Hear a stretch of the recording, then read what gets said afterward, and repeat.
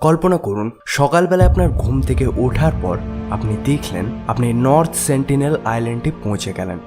তারপর আপনার এই দ্বীপটিতে কি হবে আসুন একবার কল্পনা করি। রাতের বেলা একটা ভালো ঘুম নেওয়ার পর যখন আপনার সকালে চোখ খোলে তো চারিদিকে দূর দূর অবধি বিস্তৃত নীল সমুদ্র দেখতে পান এবং আপনার পিছনে এক বিশাল সবুজ ঘন জঙ্গল। এই দৃশ্যটি আপনাকে রোমাঞ্চতে ভরে দেয়, কিন্তু যেই সময় পার হয়ে যায় আপনার গলা ধীরে ধীরে শুকিয়ে যায় এবং তৃষ্ণা অনেক বেড়ে যায়। যখন আপনার তৃষ্ণাকে মেটানোর জন্য সমুদ্রের জল খাওয়ার চেষ্টা করেন তখন সমুদ্রের লবণাক্ত জল খেয়ে আপনার তৃষ্ণা আরোই বেড়ে যায়। আরও কয়েক ঘন্টা পার হয় এবং আপনার পেটের খিদে অনেক বেড়ে যায়। খাবার খোঁজে আপনি পুরো জঙ্গলটিতে ঘুরে বেড়ান। এখানে এমন কোনো গাছ নেই যেখানে আপনার পরিচিত কোনো ফল ধরে রয়েছে, এমনকি সমুদ্রের ধারে হয় নারকেল কিংবা খেজুর গাছও নেই। হতাশ হয়ে আপনি আবার সমুদ্রের ধারে ফিরে আসেন মাছ ধরার জন্য, কিন্তু এটা অত সহজও নয়। তা অনেকক্ষণ ধরে প্রচেষ্টা করার পর কিছু মাছ আপনি ধরে ফেলেন, কিন্তু কাঁচা মাছ খাওয়া হচ্ছে আপনার জন্য অনেক মুশকিল। আর এই জন্যই মাছকে পুড়িয়ে খাওয়ার জন্য আপনি শুকনো কাঠ জোগাড় করেন। কিন্তু সমস্যা হচ্ছে এটা যে আপনার কাছে আগুন জ্বালানোর জন্য কোনো সংসাধন নেই। এটা হচ্ছে এমনই একটা দ্বীপ যেখানে আগুনের নাম চিহ্ন নেই। আদিম মানুষের মতো আগুন জ্বালাতে কাঠকে ঘষে ঘষে অসফল প্রচেষ্টা করার পর আপনি হার মেনে নেন। রাত্রি হয় এবং ঠান্ডা ধীরে ধীরে বৃদ্ধি পায়। এখানে না রয়েছে আপনার জন্য কোনো বিছানা আর না রাতের ঠান্ডাকে আটকানোর জন্য কোনো ঢাকা। তাই রাত কাটানোর জন্য আপনি যেরকম ভাবেই হোক শুকনো বালিতে শুয়ে যান, কিন্তু ঠান্ডা এবং মাঝরাতে হওয়া বৃষ্টির জন্য আপনার ঘুমও ভালো করে হয় না। এটা এই দ্বীপটিতে আপনার প্রথম রাত হবে। এবার কল্পনা করুন আপনাকে সারা জীবন এখানেই থাকতে হবে। না এখানে কোনোদিন আপনাকে কেউ বাঁচাতে আসবে, আর না আপনি সাঁতার কেটে বা কোনো পদ্ধতিতে এই আইল্যান্ডটিকে ছেড়ে যেতে পারবেন। কেননা এখানে সমুদ্রের ঢেউগুলি হচ্ছে অনেক শক্তিশালী। আপনি যত সাধ্য চেষ্টা করেন সমুদ্রের ঢেউগুলি আপনাকে বারবার দ্বীপটির দিকে নিয়ে যাবে। এই অবস্থাতে আপনার ভবিষ্যতে হবে শুধুমাত্র দুটি রাস্তা। প্রতিদিন মৃত্যুর সাথে লড়াই করে বাঁচার জন্য হার মেনে আপনি আত্মহত্যা করার চেষ্টা করবেন, আর না হয় এই সংঘর্ষতে আপনি এতই শক্তিশালী এবং কুশল হয়ে যাবেন যে এই পুরো দ্বীপটিতে আপনার রাজত্ব হবে। শুনে হতে পারে এই গল্পটি আপনার জন্য আশাবাদী, কিন্তু সত্যি হচ্ছে এটাই যে আপনার এই দ্বীপটিতে অনেক দিন ধরে বেঁচে থাকার সম্ভাবনা হচ্ছে অনেক কম। বর্তমান সময়ে এই দ্বীপটিতে সংসাধনের অভাব আপনাকে বেঁচে থাকার জন্য অনুপযোগী বানায় না, বরং এই দ্বীপটিতে থাকতে থাকা কিছু মানুষ যারা এত অভাবেও এখানে থাকতে শিখে গেছে। তাদের জন্যই এই দ্বীপটি অন্য কোনো মানুষের জন্য হচ্ছে অনেক ঝুঁকিপূর্ণ।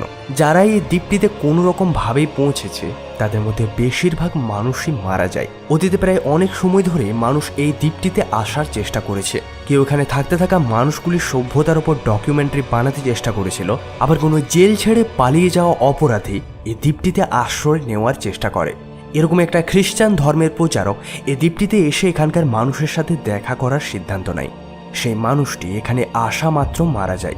এমনি তো আরও অনেক মানুষই এই দ্বীপটিতে যাওয়ার চেষ্টা করেছে, তাদের মধ্যে বেশিরভাগ মানুষই তো মারা গেছে, আবার অনেকেই অনেক খারাপভাবে ক্ষতবিক্ষত হয়ে জায়গাটি ছেড়ে পালিয়েছে। এমনকি এই দ্বীপটির ওপর দিয়ে উড়ে যাওয়া হেলিকপ্টারগুলির ওপরও তীর এবং পাথরের বৃষ্টি হয়, আর এই জন্যই তাদেরকেও এখান থেকে ছেড়ে চলে যেতে হয়।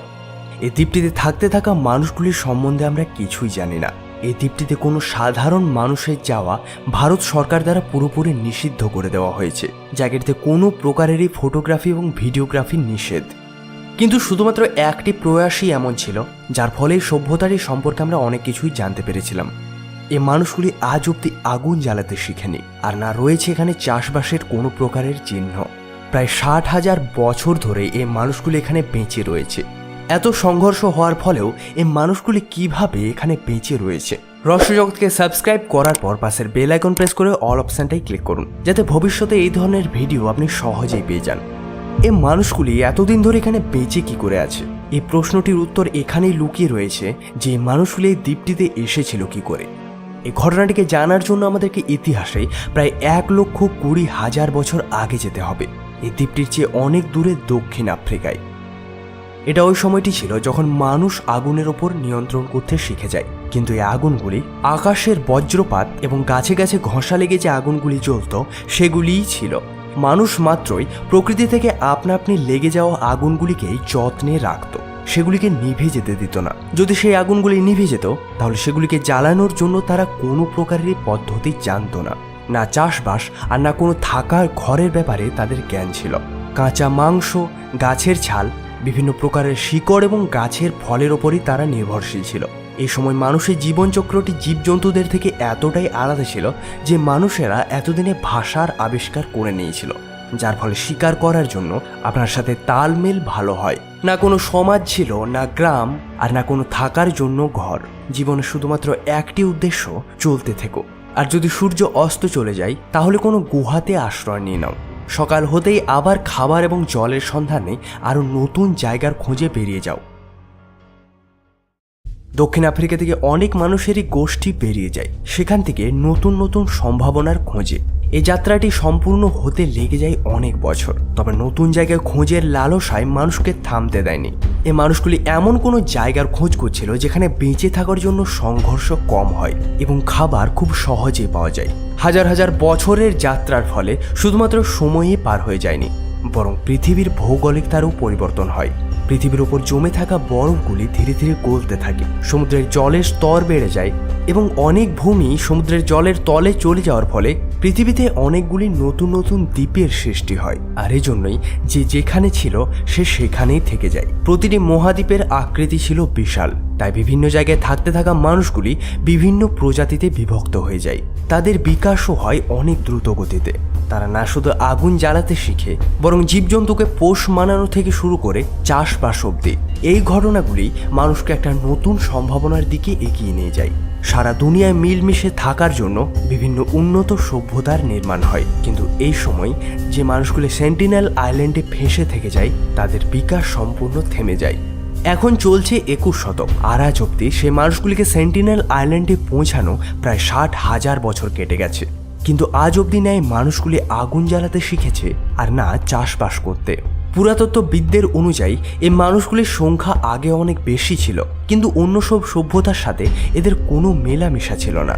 আর এই জন্যই মানুষের মৃত্যু এবং জন্মের মধ্যে অনেক অন্তর চলে আসে। এই মানুষগুলি দ্বীপে পাওয়া যায় গাছের ফলমূল এবং কাঁচা মাংস খেয়ে বেঁচেছিল।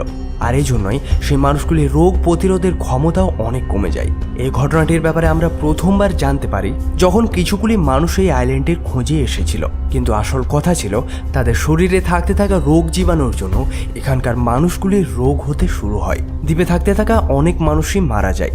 আর সব থেকে বড় ব্যাপার, তারা এটা সিদ্ধান্ত নিয়ে নেয় যদি এই দ্বীপটিতে কেউ বাইরে থেকে আসে তাকে মেরে দেওয়াই হবে তাদেরকে বেঁচে থাকার জন্য জরুরি। তাদের এই আক্রমণাত্মক স্বভাবের জন্য আজকে এই দ্বীপটিকে পৃথিবীর সবচেয়ে ভয়ঙ্কর দ্বীপ বানিয়ে দেয়। ভারত সরকার এই দ্বীপটির আশেপাশে প্রায় 4 মাইল অবধি অন্য সব মানুষের আসার জন্য ব্যান করে দিয়েছে, যাতে এই দ্বীপটিতে থাকতে থাকা সেন্টিনেল বাসীরা সর্বদা সুরক্ষিত থাকে। এই ভিডিওটি দেখার পর হয়তো আপনার মাথায় দুটি বিচার আসছে। কখনো কি দ্বীপটিতে আমরা গিয়ে প্রায় 60,000 বছর পুরনো সভ্যতাকে দেখে আমরা আমাদের পূর্বপুরুষের অনুমান লাগাতে পারবো? আর দ্বিতীয় বিচার হয়তো আসছে, যদি এই দ্বীপটিতে কিছু নেই তাহলে সেখানে যেয়ে কি করব আমরা? এই মানুষগুলিকে সেই দ্বীপটিতে তাদের নিজেদের মতো ছেড়ে দেওয়া দরকার। এছাড়াও আপনার মনে যদি অন্য কোনো বিচার আসছে তাহলে কমেন্টের মাধ্যমে জানাবেন। আর ভিডিওটিকে লাইক এবং শেয়ার করতে ভুলবেন না। যদি আপনি রহস্য জগতে প্রথমবার এসে থাকেন তাহলে চ্যানেলটিকে সাবস্ক্রাইব করার পর পাশের বেল আইকন প্রেস করে অল অপশনটাই ক্লিক করুন, যাতে এই ধরনেরই ইন্টারেস্টিং ভিডিও যখন আপলোড করা হবে আপনারা নোটিফিকেশন পেয়ে যান। আর সবার শেষে বলবো, ভালো থাকেন, ধন্যবাদ।